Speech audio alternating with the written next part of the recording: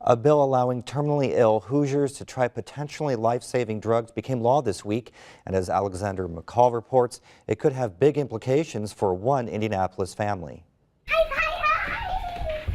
5-year-old Jordan McClin wants to be a firefighter. His family's home is peppered with fire hats, jackets, and toy fire trucks. Jordan even spends some of his time hanging out at the local fire station. It's kind of a crazy house, isn't it? But dreams of battling burning buildings could be cut short. Ta-da! Jordan lives with Duchenne muscular dystrophy. It's a form of muscular dystrophy that affects the X chromosome and prevents one of the body's genes from producing a protein that helps hold muscles together.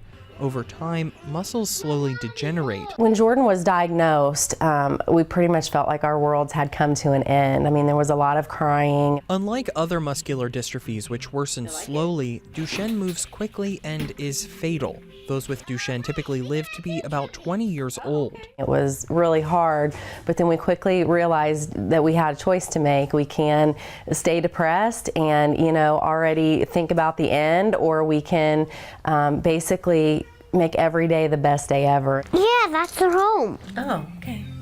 Jordan's mom, Laura, stays home and oversees his care. She tries to give Jordan a normal childhood, albeit maybe with a few more tight hugs and spur-of-the-moment adventures. Are you ready to go to work here? This week, Governor Pence signed a bill into law that could make a significant difference in the lives of Jordan and others living with terminal illnesses. It's a cause Laura and Jordan have been advocating for. The two made their way to the State House earlier this month to testify in its favor when it was heard in front of a Senate committee. Within a matter of hours, we got things together. We got some paperwork together, and Jordan went to the State House and started lobbying that day, and we got to testify.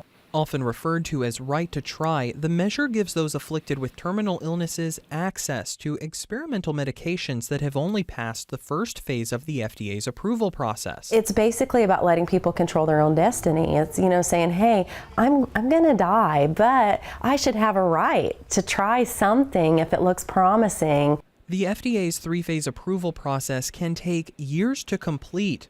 Phase 1 focuses on safety. It determines drugs' side effects and often looks at how it's metabolized in the body. Valparaiso Republican Senator Ed Charbonneau championed the so-called right to try bill in the Senate after a constituent brought the issue to his attention. And it sailed through both chambers of the General Assembly. Very rarely do you get the opportunity to stand up in front of the Senate and say, I have a bill that is guaranteed to save lives, that is guaranteed to give hope to the hopeless. With the governor's signature, Indiana became the 6th state in the nation to pass this type of legislation. But despite the unanimous support from legislators, some medical professionals are wary.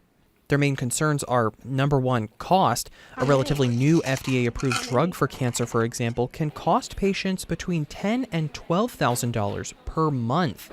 And 2, the effectiveness of these experimental drugs.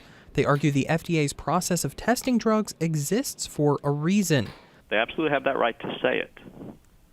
The question is whether or not they have that right to say it in such a way that other individuals, organizations, institutions then have an obligation to make that happen.